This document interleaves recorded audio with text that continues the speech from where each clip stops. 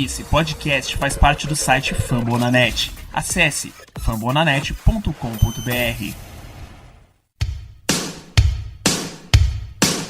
Here we go.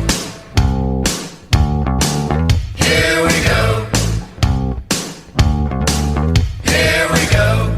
Steelers, here we go. Pittsburgh's gone to the Super Bowl. Here we go. Muito bem, pessoal, estamos começando mais um Black Yellow Brasil Podcast, seu podcast falando sobre o Pittsburgh Steelers para todo o Brasil, direto de fambonanet.com.br, iTunes, Spotify, Google Podcasts ou de uma bela bigodeira. Sou Danilo Batista, seu host em mais uma quinzena de off-season, para fazer esse programa histórico, especial, maravilhoso. Tenho a presença de Ricardo Rezende. Boa noite, Ricardo. Boa noite, Danilo. Bom dia, boa tarde, boa noite para o nosso querido amigo ouvinte. É uma satisfação estar aqui com todos vocês, como sempre, principalmente nesses episódios de off-season, que a gente fica um pouco mais livre para poder estar falando sobre os assuntos que a gente gosta de compartilhar, e a gente até descobre novas coisas quando está estudando para esse princípio de programa. Então vamos lá, que a segunda parte da história dos técnicos dos Steelers promete várias surpresas. Muito bem, a gente já fez o Black Yellow Brasil número 41, onde a gente conta a história dos Steelers desde a fundação até a chegada de Chuck Noll. O episódio passado conta exatamente a era Chuck Noll no Steelers, focado especificamente no técnico, muito mais nele do que em resultados dos times. Talvez um dia a gente retorne para fazer a parte do time, mas enfim, o último episódio é focado em Chuck Noll.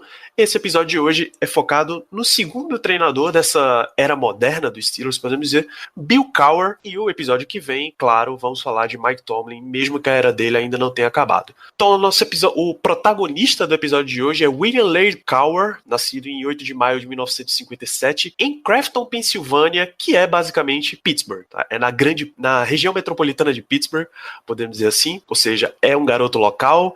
Então, você, a partir de agora, você já consegue imaginar que toda e qualquer glória que ele teve pelo Pittsburgh Steelers tinha mais o prazer de fazer tudo pro time da casa, o time que ele assistiu desde que nasceu e enquanto crescia. Então, muito rápido no background, era mais um daqueles estudantes multiatletas, futebol americano, basquete e atletismo no high school. Na universidade, quando ele foi para North Carolina State, linebacker titular, capitão do time, MVP como senior, teve até uma láurea como college football, não. Enfim, ele era um excelente jogador, jogando de linebacker em North Carolina State. E só para você rapidinho, Danilo, só para já fazer uma comparação dele com o Chuck Noll, ambos são formados em pedagogia, já que a gente está falando sobre a vida universitária do Bill Cowher. Apesar disso, a gente vai falar ainda nesse episódio que os estilos de educação dos dois, em termos de comandar uma equipe, são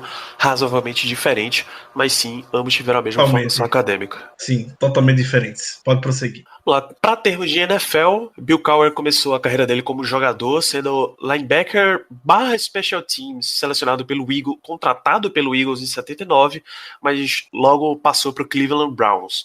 Ele era um membro dos famigerados Cardiac Kids do Cleveland Browns. Era um time que sempre deixava para resolver as coisas dos jogos no final, e por isso causava ataques cardíacos nos velhinhos torcedores do Browns. Acho que acompanhava lá das épocas do Jim Brown, do Paul Brown, até que 83 ele foi trocado de volta para o Eagles. Chegou a jogar com o Jeff Fisher, aquele mesmo bigodinho que foi treinador do Tennessee Titans, do St. Louis Rams. Falar nessa parte porque ele não jogou com o Jeff Fisher. Ele quebrou a perna do Jeff Fisher. Jogou foi um eufemismo, né? Ele arrebentou o Jeff Fisher. O Bill Cowher, nessa época de Eagles, ele o jogo contra o jovem Jeff Fisher da época de Chicago Bears, ele quebrou a perna do Jeff Fisher, somente isso. E o Bill Cowher naquela época era um cara, eu fiquei bastante surpreso quando eu fui ver o Football Life do Bill Cowher programa. Era um cara extremamente atlético, era um cara maromba mesmo, um cara muito forte. Você não imagina vendo o Bill Cowher técnico do Steelers com esse porte atlético esbelto, um trapézio gigantesco, totalmente natural, aquele negócio, 8 horas de sono por dia, muito frango e batata doce. Exatamente. Ele era muito forte. Cara, se fosse jogador dos Steelers, Bill Cowher seria um assíduo frequentador da academia James Harrison. Com certeza. Pois é, então ele era um jogador de special teams, primariamente special teams, linebacker de rotação, bem reserva, mas principalmente special teams. E era daquele tipo de jogador que todo ano chegava em training camp, tinha que ficar batalhando para conseguir vaga no roster de novo, até a hora que o treinador dele do Browns, Marty Schottenheimer, disse: olha, meu filho, você vai ficar todo ano nessa brincadeirinha aqui, você vai até ter alguns anos com um rendimento legal, sei lá, seus $150 mil por ano, coisa assim, você vai conseguir manter a família. Agora, eu tenho um emprego para você que você vai ganhar pelo menos o triplo disso, vai trabalhar um pouquinho, claro, mas teu físico não vai ter nem 10% da ameaça. E foi aí que ele começou a sua carreira como treinador na NFL, ainda dentro do Cleveland Browns. E jovem, isso com 28 anos de idade, quando o Schottenheimer abriu as portas para ele no Browns. O engraçado é que ele ficou essa pindaíba, indo no Eagles, foi pro Browns, depois foi trocado pro Eagles e ficou revezando entre esses dois times ao longo da sua carreira, até ir pro Chiefs depois, e sempre seguindo o Schottenheimer. O que é uma coisa razoavelmente comum, técnicos mais jovens vão acompanhando o seu treinador principal, entre aspas, até mais ou menos eles terem independência suficiente para sair. Eu acho que o exemplo que a gente pode passar melhor é o Matt LaFleur, que ele era assistente do Sean McVay, depois passou para treinador de quarterbacks quando o Sean McVay era coordenador ofensivo, passou para coordenador ofensivo quando o McVay era head coach, depois passou coordenador e agora ele assumiu a própria posição de head coach no Green Bay Packers. Ou tem N outros exemplos que a gente pode mencionar, talvez até Mike Tomlin se encaixe nesse caso, mas vamos deixar isso para a semana que vem. Então, de um jogador que a gente pode dizer medíocre, mediano, para treinador, ele começou a treinar Special Teams no Cleveland Browns, 85, 86, e em 87, 88 passou para treinador de secundária, e aí ainda no Browns, fez essa troca do Kansas City Chiefs. Quando o Schottenheimer assumiu lá, ele virou coordenador defensivo. Esse é um ponto primordial aqui para a carreira do Bill Cowher, porque ele sempre foi um treinador mais focado, ou seja, special teams, você tem um foco razoavelmente específico. Secundária, você também está trabalhando bem especificamente. É duas posições ali, é corner e safety. Quando você passa para coordenador defensivo, teu escopo já aumenta bastante. E mesmo tendo sido um linebacker, ele não se sentia preparado para treinar outros linebackers. Porque afinal, mesmo linebacker, ele passou muito mais tempo como jogador de special teams. Então, aqui começa uma parceria surpreendente, eu diria, pelo menos quando eu assisti o Football Life me surpreendeu, entre um outro treinador, à época também jovem, que tinha muito destaque na liga, treinando linebackers. Então eles fizeram esse intercâmbio. E por uns 2 ou 3 anos esse intercâmbio rolou. Bill Cowher ensinando como ser um bom treinador de secundária e um treinador do Giants ensinando como ser treinador de linebackers. Esse treinador do Giants era ninguém menos que Bill Belichick. O Belichick, ele trabalhava com Bill Parcells como head coach. Belichick, eu só não tenho certeza se o Belichick era coordenador defensivo ou treinador de linebackers. Mas ele estava ali com o Giants, era a época do Lawrence Taylor, a época do Big Blue Wrecking Crew, então era realmente uma unidade sensacional, era reconhecida na liga como sendo uma unidade sensacional, essa treinada pelo Belichick, e aí os dois foram trocar figurinhas. Eles mesmos dizem, a gente estava efetivamente trocando de figurinhas. De dia a gente conversava sobre linebackers, de noite a gente conversava sobre secundária. Ele era coordenador defensivo do Giants, isso era 1986, então ali entre 89 e 91, Bill Cowher foi coordenador defensivo do Chiefs e o Belichick entre 85 e 90 foi coordenador defensivo do Giants. Eles passaram esse tempo trocando figurinhas, trocando informações, um trabalhando para melhorar os seus próprios pontos negativos e ao mesmo tempo ajudando o outro a evoluir. Esse tipo de amizade e coleguismo é bem comum até. Se a gente lembrar do Chuck Noll, ele também teve seus parceiros jovens de treinamento, só que era muito mais próximo dentro da mesma comissão, como o Al Davis, por exemplo. Ambos também tiveram grandes professores. O Chuck Noll trabalhou com o Sid Gilman, trabalhou com o Paul Brown e o Bill Cowher sempre abaixo do Marty Schottenheimer. Então, eventualmente, a gente chega até o ano de 1992, quando Chuck Noll se aposentou e deixou o cargo de treinador dos Steelers depois da temporada 91. E aí chegou a hora que o Steelers precisava de uma chacoalhada. A gente comentou já no último programa como os últimos anos do Chuck Noll foram complicados, o time não estava mais rendendo, enfim, natural. Tem uma hora, todo técnico, por mais bom que ele seja, ele vai ter o que a gente chama, entre aspas, de prazo de validade. E aí o Chuck Noll eventualmente se aposentou e foram atrás de um cara que pudesse recuperar o que o Steelers teve de forte na década de 70. Aquela defesa veloz, jovem, forte, que revolucionou como as defesas se postavam na época com o pioneirismo do Chuck Noll. Então, ninguém melhor, como o Danilo já falou no início do programa, do que um cara local, feito Bill Cowher. E o Big Ben chama... A declaração que mais chamou minha atenção sobre o Bill Cowher foi a do Big Ben. O Big Ben fala, na época que contrataram o Bill Cowher, eles queriam uma persona de Pittsburgh. E não tem ninguém melhor do que o Bill Cowher para poder representar a cidade de Pittsburgh com o futebol americano. Eles precisavam se aproximar novamente. Steelers e cidade. Então, o Bill Cowher com aquele estilo local dele, que a gente sabe que até hoje as pessoas em Pittsburgh gostam. Vide exemplo do James Conner, como a cidade abraçou o Conner de uma maneira, por toda a história também que o Conner tem. Então, eles abraçaram o Bill Cowher, um cara jovem na época, com 35 anos, assumindo o cargo de head coach do Steelers, na sua primeira experiência como técnico, e de imediato ele já conseguiu dar um efeito. Não foi à toa que o Steelers conseguiu ir nas 6 temporadas consecutivas, conseguiu playoff.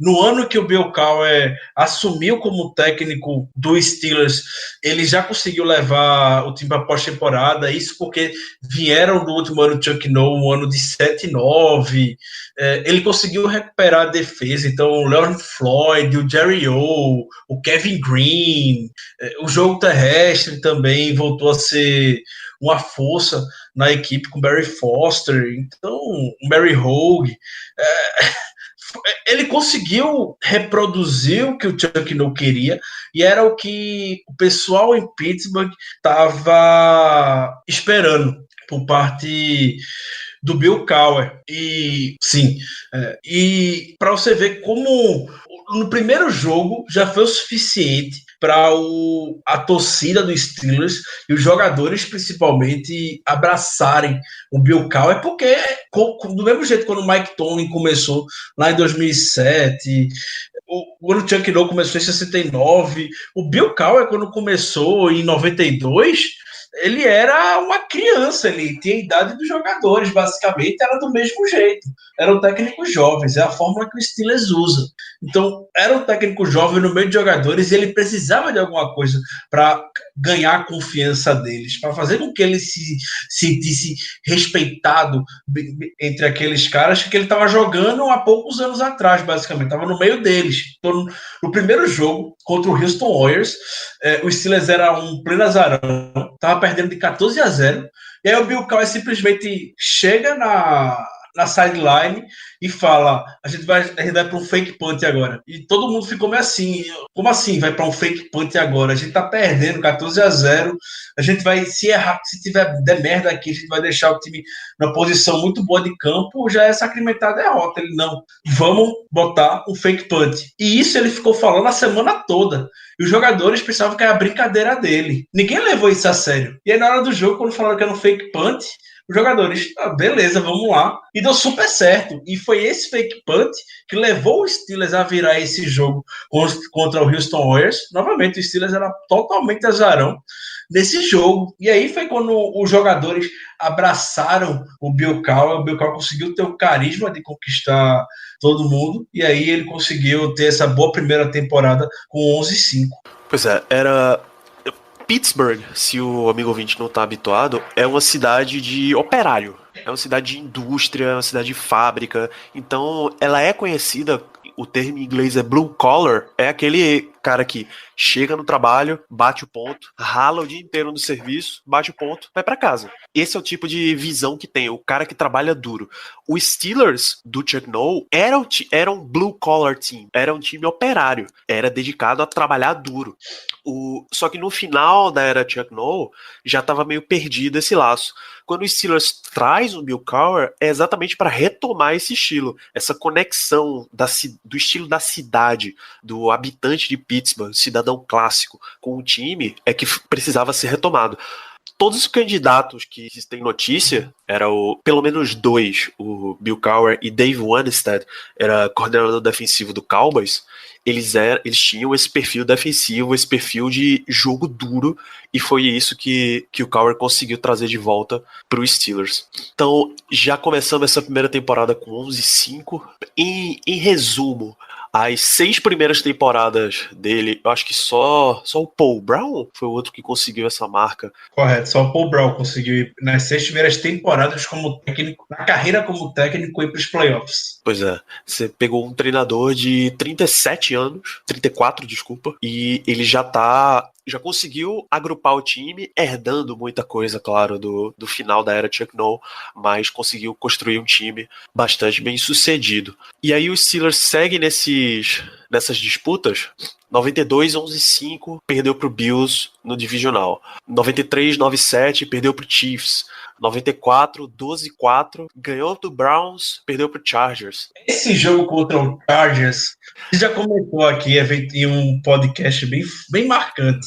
Só refrescar essa derrota contra o Chargers no final da AFC de 94. Foi aquele jogo que todo mundo já contando que o Chargers era um total azarão. Ninguém contava que o Chargers tivesse a menor chance de vencer o Steelers.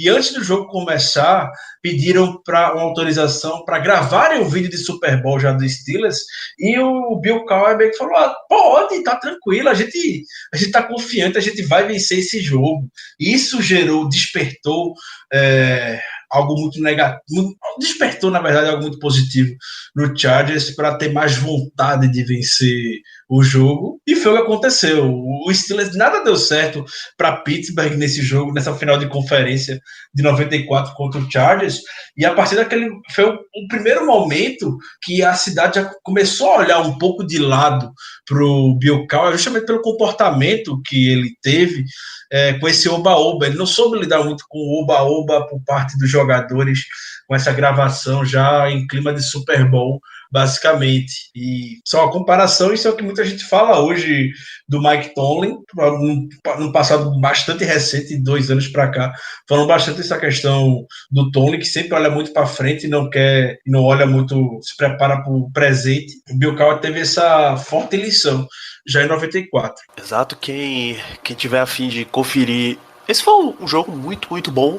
A final de conferência de 1994 é um dos jogos que a torcida do Chargers escolheu para que a NFL colocasse inteiro no YouTube. Vou colocar o link aqui no post. Então, o Steelers estava para vencer o jogo, acho que tinha uma bola na linha de 2 jardas, e o Cowher optou por fazer um passe pro running back que foi desviado, e assim o Steelers foi derrotado no jogo. Até que a filha dele, né, que o Bill Cowher, filha mais velha, que o Bill Cowher disse que é a pessoa que mais entende de futebol americano que ele conhece, quando acabou o jogo, obviamente foi cornetar ele. Foi a primeira coisa que perguntou para ele, porque ele lançou a bola e não correu. Ninguém entendeu a decisão na hora. Isso é bem o cenário do Seattle Seahawks Super Bowl 49 Marshall Lynch. Você tinha um running back especialista vindo bem no jogo, você não entregou a bola para ele correr. acabou entregando a vitória na mão do San Diego Chargers. E aí ficou esse negócio na cabeça de, pô, será que a gente não vai conseguir e tal? 1995, os Steelers, mais uma campanha positiva, 11-5, vitória contra o Bills no Divisional Round, vitória contra o Colts na final de conferência, eram Colts do Jim Harbaugh. Do Jim Harbaugh, isso. Era o quarterback. E se você tiver a oportunidade, amigo ouvinte, pesquise no YouTube o último lance desse jogo contra o Colts. Acho que é um dos maiores lances esquecidos da NFL. Foi um Hail Mary desesperado de Jim Harbaugh no final da partida, que por muito, mas muito pouco não deu certo. Muito pouco. É aquilo que você prende a respiração. Tem gente no estado do Three River Stadium na época que pensou que tinha sido o touchdown do Colts, mas não foi. Aí o Steelers seguiu para o Super Bowl contra o Dallas Cowboys. Primeiro Super Bowl do Bill Cowher, e até então, nessa época, quando ele chegou no seu primeiro Super Bowl, ele era o técnico mais jovem a conseguir ir para o Super Bowl, 38 anos. Isso eventualmente foi superado, claro, por Mike Tomlin e por Sean McVay, como técnico mais jovem a chegar ao Super Bowl. Isso. Pra quem não sabe, Sean McVay, se o Rams ganhasse esse título, seria o treinador mais jovem a vencer um Super Bowl. Como ele foi derrotado, esse título permanece com o Mike Tomlin. Então o Steelers chega para jogar o Super Bowl 30. É uma lástima, porque eu não consigo achar esse jogo para assistir em lugar nenhum da internet. Eu já rodei meio mundo atrás desse jogo. Você tem noção, eu tenho, por exemplo, o Super Bowl 39, Patriots e Panthers.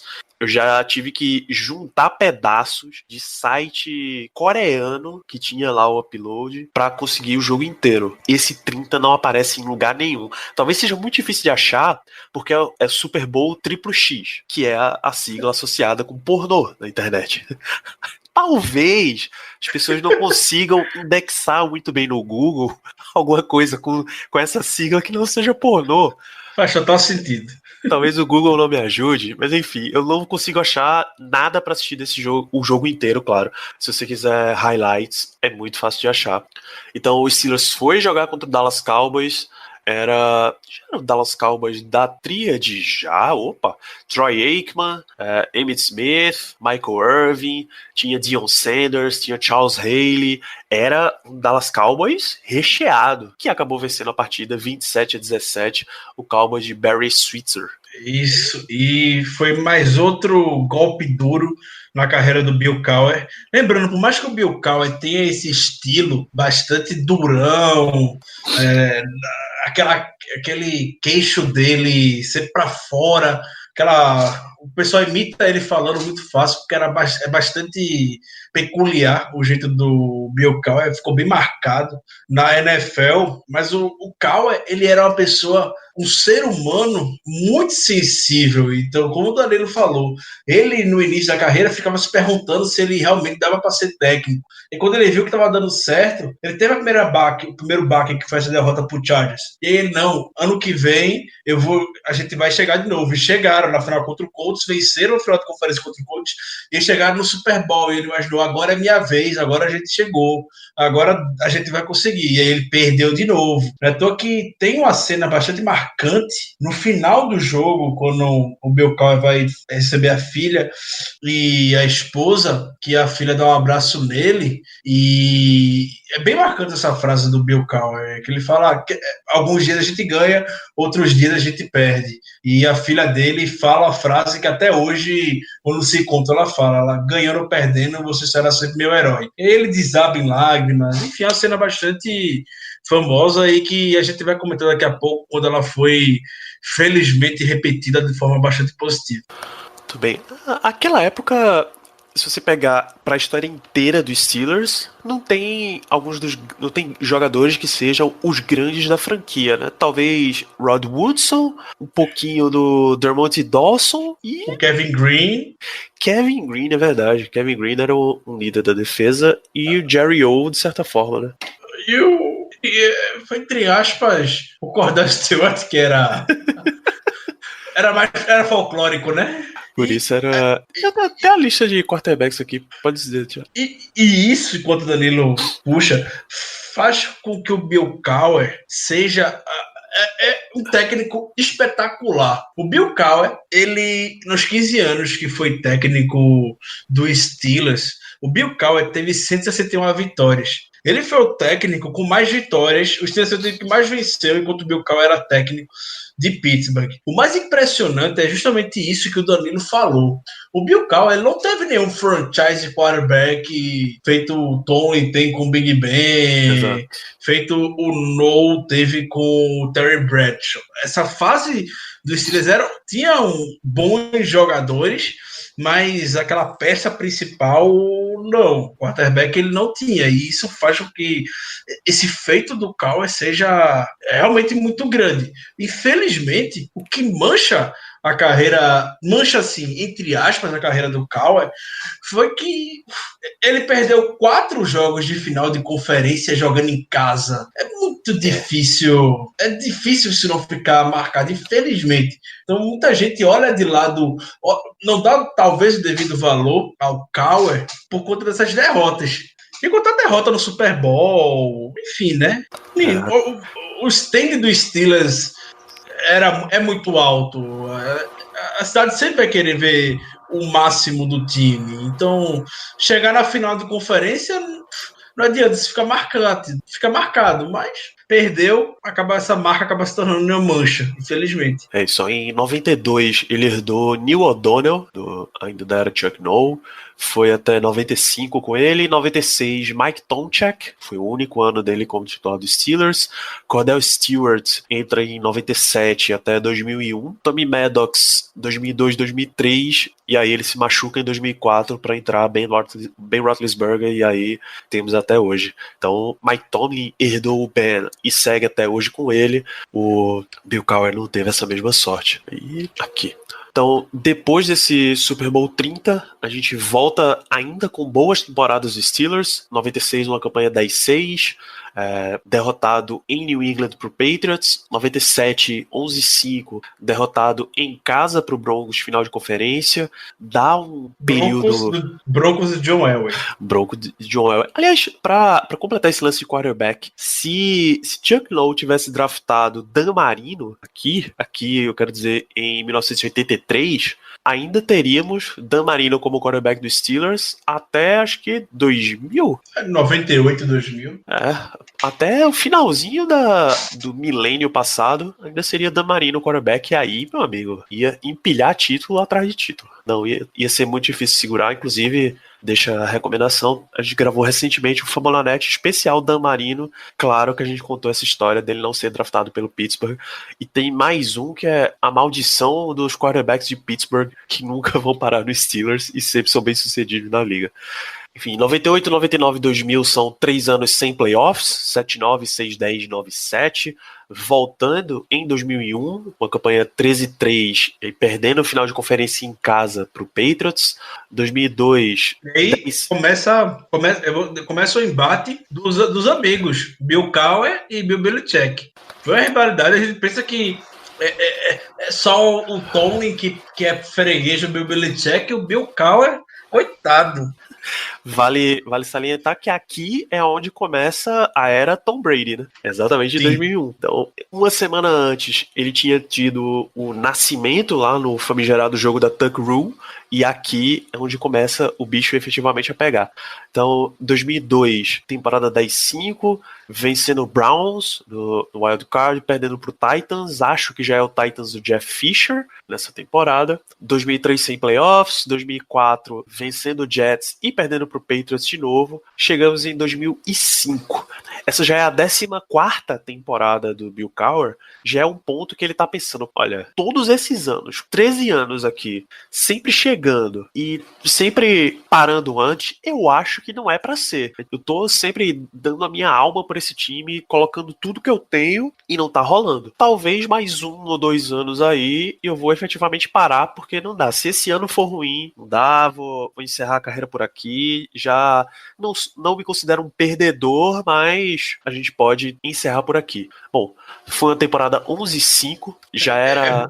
É bom falar dessa temporada, Danilo. O ponto de partida dessa temporada foi quando o Steelers estava 7-5 e O Joey Porter, que era linebacker dos Steelers na época, comentou que após uma derrota, o Bill Cowher tinha um quadro dentro do vestiário dos Steelers que mostrava as projeções da equipe, fazendo os cálculos, né?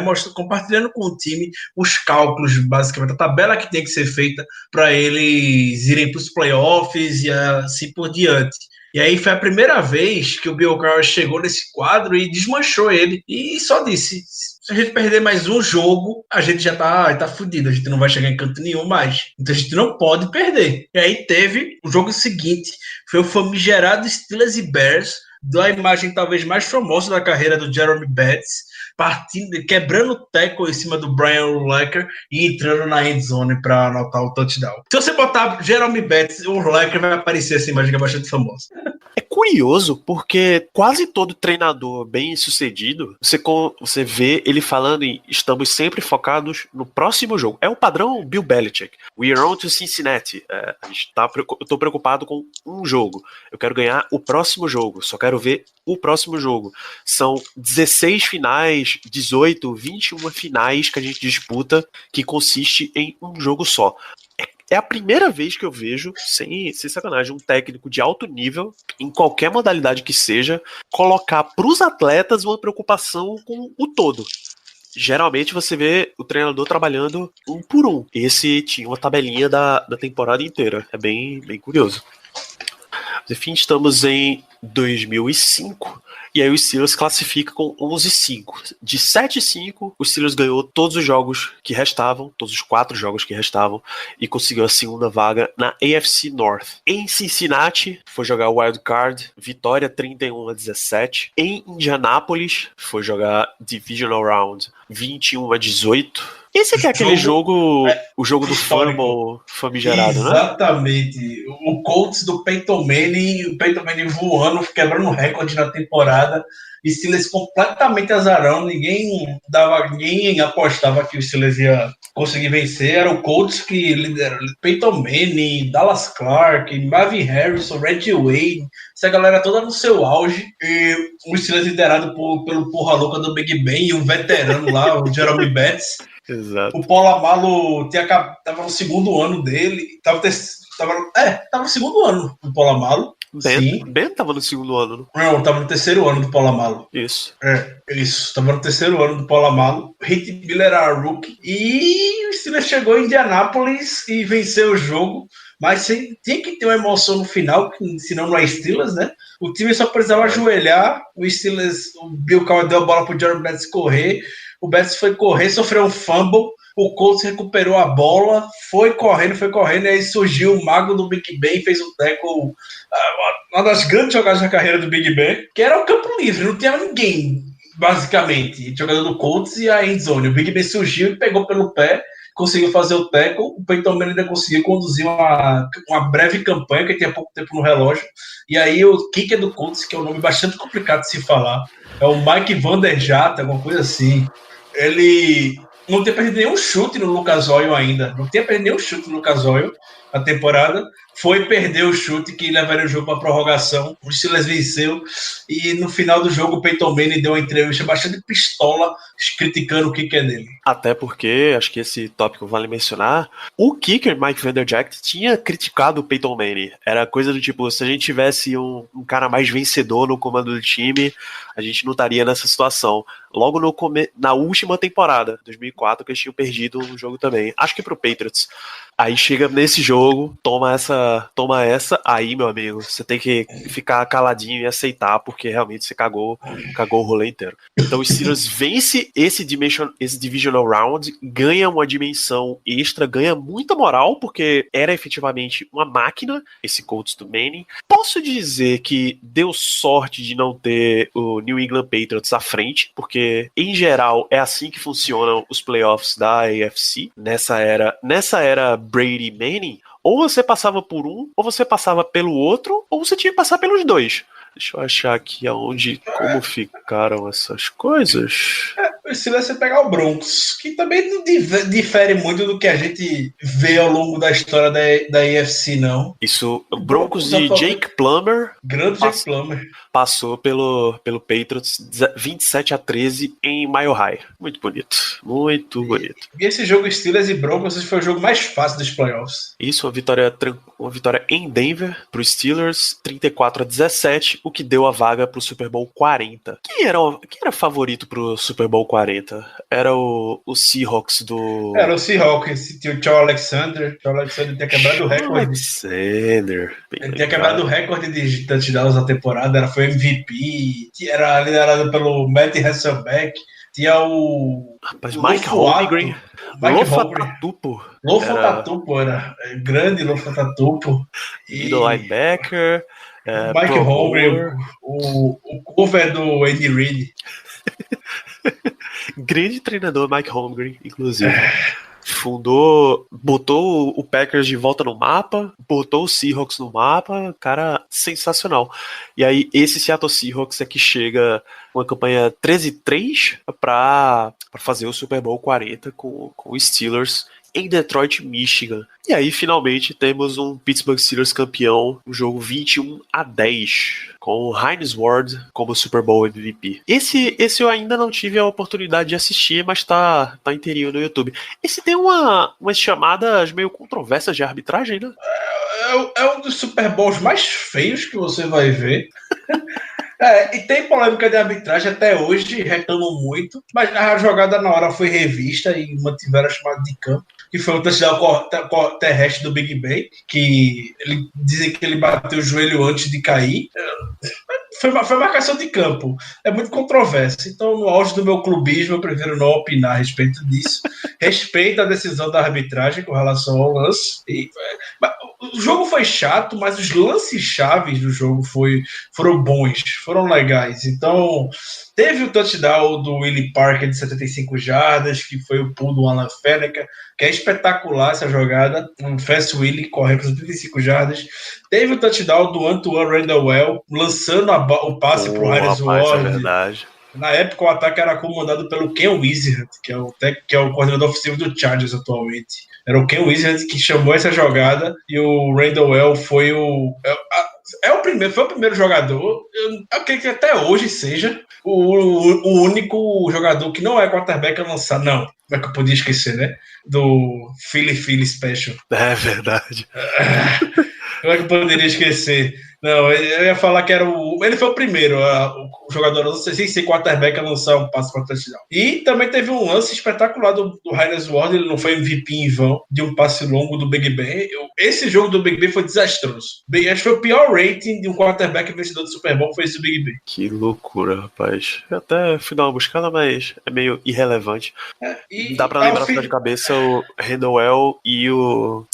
rapaz, esqueci o nome do rapaz que fez o lançamento, Trey Burton? Trey Burton. Tight end do Eagles, que hoje passou pro Chicago Bears. E aí o Steelers foi campeão desse Super Bowl. Ao final do jogo, aquela cena novamente das filhas do Bill Cowher, que são bem famosas, que o Bill Cowher era um cara muito família, junto com a esposa, falando que finalmente conseguiram. Enfim, é bem bonita a história da família Cowher, a relação que o Bill Cowher tem com as suas filhas. E eram sempre figuras presentes nos jogos do Steelers. Não é à toa essa relação tão forte que no dia seguinte do Super Bowl, o Bill Cowher estava no estádio de basquete, numa quadra de basquete, para ver a filha jogando. Não era nem 24 horas que era campeão de Super Bowl, já estava vendo a filha jogar. Aí você já imagina como o cara era. Elas falam que mesmo como treinador dos Steelers, treinador da NFL, a maior liga esportiva do país, ele não perdia um jogo das filhas de basquete. E acho que as 3 filhas jogaram basquete razoavelmente, assim, em high school, em college e tal. Sim. Então, imagine que eram 3 crianças para ele estar o tempo inteiro assistindo. Esse título do Super Bowl 40 deu um novo fôlego no Bill Cowher, que voltou para a temporada 2006, mas quando o Steelers terminou 8-8, ele decidiu efetivamente aposentar e se dedicar um pouco mais à família. Pra gente falar do estilo Bill Cowher de treino, tem uma cena que resume bem. Logo que ele encerrou a carreira, ele foi contratado pela CBS, se não me falha a memória, como analista de decidir fazer programas na TV. pré-jogo, pós-jogo, show do intervalo, etc. Tinha ele e o Dan Marino, entre outros, na bancada. O Dan Marino, no programa de estreia dele, olha pro Cowher e diz: Coach Cowher, é um prazer tê-lo aqui, mas eu recebi uma ligação de um conhecido seu, Ben Roethlisberger, e me deu uma dica de como trabalhar com você, eu vou precisar de um item especial aqui. Aí ele puxa uma máscarazinha de plástico, prende com um elástico na cabeça e é um protetor contra perdigotos. Você tem essa fama de falar e voar, cuspe pra todo lado. Então, o Big Ben já me preveniu aqui. Eu estou com esse belíssimo item. Já estou pronto para trabalhar com você. O terno pode molhar, mas a minha cara é meio complicado. Grande história. E realmente sai dessa cena, o Football Life começa comentários de vários ex-jogadores dizendo: olha, realmente era complicado, você tinha que dar umas desviadas aqui e ali, porque o tempo inteiro ele ia falar na sua cara e ia voar uns cuspezinhos. Então, o estilo do Chuck Noll era aquele educador de detalhes. Ele dizia que se eu precisar motivar você para jogar na NFL mais alto nível, eu provavelmente vou te demitir porque você já tá no teu limite. O Cowher era o treinador que ficava gritando o tempo inteiro. Quando perguntaram pro Cordell Stewart qual era a grande lembrança dele do Bill Cowher, ele imediatamente responde: Cordell! Era ficar tomando grito. Quando Ben Roethlisberger chegou ao Pittsburgh Steelers, ele já pergunta: olha, eu posso trabalhar com você de duas formas. Eu posso trabalhar passando a mão na sua cabeça e dizer: não, vai ficar tudo bem, a gente vai trabalhar, ou eu posso ser uma pedra no seu sapato. Eu não vou parar de criticar nunca. Mesmo que você vá melhorando, eu vou estar sempre te apertando para você melhorar mais. Qual dos dois você quer? E o Ben pediu para ele ser o treinador duro. E assim ele foi. O tempo inteiro ele puxa o Ben do lado e: olha, você errou nessa visão, você não viu essa movimentação, você passou errado nesse ponto, isso aqui tá errado, isso aqui tá errado, isso aqui tá errado, você precisa melhorar. Então ele apertou o tempo inteiro Ben Roethlisberger, e esse estilo de gritar era a grande diferença entre ele e o Chuck Noll. Sim, exatamente. O Chuck Noll matava você, como o pessoal falava, com um olhar, né? Quando o Chuck Noll olhava, as pessoas já ficavam intimidadas, e o Bill Cowher não. O Bill Cowher era na voz mesmo, era no estilo. O próprio Cordell Stewart é um dos que imitam muito bem o Cowher, botando o bicho dele pra fora, com aquele bigode, e soltava a voz pra cima dele.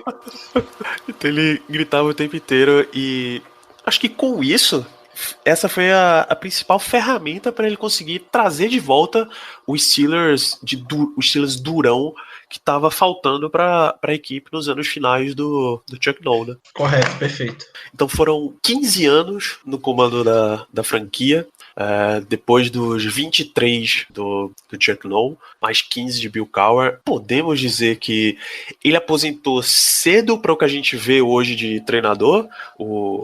Acho que o Parcells aposentou bem tarde, o Bill Belichick ainda tá bem velho, o CEO lá do Seahawks, o Pete Carroll tá bem velho. Tem uma série de treinadores muito mais velhos do que o Bill Cowher era quando se aposentou. Ainda tô aqui, sempre surge boato de que o Bill Cowher vai voltar a ser técnico, e ele nunca volta. Todo ano falam isso. E ele mesmo diz que todo ano alguém dá uma ligada, alguém pergunta pra ele: e aí, vai voltar dessa vez e tal? E ele nunca responde que não, porque ele nunca quer fechar essa porta. Sei lá, vai que eu preciso. Então, não é bom tá fechando esse tipo de porta, né? Sim. Ele segue como analista da CBS, acho que ele ainda faz o NFL Today, CBS, faz a rodada de pré-jogo, acho que o Dan Marino não tá mais, o Shannon Sharp foi pra Fox, isso aqui tá ele, Boomer Esiason, acho que o Nate Burleson e o Phil Simms, isso. James Brown apresenta, o Bill Cowher, Phil Simms, ex-quarterback do Giants, o Nate Burleson, ex-wide receiver do Seahawks, Vikings e Lions, e o Boomer Esiason, que era quarterback principalmente do Cincinnati Bengals, são os que fazem as análises de pré-jogo lá na CBS, com participações especiais do grandíssimo repórter Jason LaCanfora. Que diabo te carregue. Esse é maravilhoso. Enfim, este é Bill Cowher. Ah, não, esse não é Bill Cowher. Tem mais uma passagem muito marcante dele no Heinz Field. O filme Batman, o Cavaleiro das Trevas ressurge. Eu não sei se o filme inteiro retrata Pittsburgh. Tipo, se Gotham no filme é Pittsburgh. Gotham parece muito mais com Chicago. Mas tem um jogo de futebol americano que o Bane invade e dá início ao grande plano de dominação dele lá. O time que tá jogando é um time preto e amarelo, que o treinador é o Bill Cowher e tem Ben Roethlisberger, Heinz Ward faz o retorno enquanto o campo tá sendo destruído. Acho que tem o Heath Miller, Brett Keisel, tem uma série de jogadores e ex-jogadores do Pittsburgh Steelers fazem o Gotham Rogues. Era o nome do time que tava jogando na hora em que o filme foi feito. Eu só não sei se a oportunidade era um jogo mesmo ou se só chamaram um monte de torcedor lá do... Um monte de torcedor, aparece aí, vamos fazer a parada. Só foi chamando pra fazer o filme mesmo, chamar a torcida do Steelers, o Thomas Null, que ele é o presidente da Legendary e foi um dos responsáveis pela produção da trilogia de Noah, do Batman. Ele é torcedor fanático do Steelers. Ele não é de Pittsburgh, mas é torcedor muito fanático do Steelers. Não é à toa que ele é um dos proprietários do time. Ele é um dos donos. Ele tem uma parte, ele é um dos sócios. Um dos donos do Steelers, e foi por isso que ele levou esse filme para essas gravações por Heinz Field. Também pelas cores, né? Chama bastante atenção. Gotham, cidade de Pittsburgh, muita ponta, essas coisas, né? Só para resumir essa história, tem muito local em várias cidades diferentes que eles usam para montar Gotham. Por exemplo, a mansão Wayne é um lugar na Inglaterra, em Nottingham. O Heinz Field é o estádio do Gotham Rogues. A Trump Tower, em Nova York, claro, é a sede da Wayne Enterprises. Eles misturam realmente um monte de lugares. Tem uns três lugares em Pittsburgh e vários outros ao longo das cidades no mundo. Tem um outro cara que aparece, acho que um jogador do adversário, ele tem o mesmo nome do prefeito de Pittsburgh, Ravenstall. Eu não sei como eu consegui bater o olho e ver, esse era o nome do prefeito, que loucura. O prefeito que tem a história lendária, acho que a gente já contou aqui algumas vezes, que a final de conferência antes do Super Bowl 43 foi Steelers contra o Ravens. E o prefeito de Pittsburgh disse que por uma semana o nome dele não seria Ravenstall, e sim Steelerstall, porque ele queria tirar Ravens do nome a qualquer custo. É uma coisa maravilhosa, rapaz. Muito bem, gente. Essa é toda a história de Bill Cowher enquanto treinador dos Steelers. Ainda está vivo, felizmente, ao contrário de, infelizmente, de Chuck Noll, que já faleceu. Ricardo, suas considerações finais para a gente encerrar mais esse programa especial. Eu agradeço a todos vocês por terem nos ouvido mais uma vez. Eu peço perdão pela demora um pouco maior do que a gente imaginava para soltar esse episódio. Alguns acompanharam no Twitter, então, para quem não viu no Twitter, eu compartilho aqui com vocês.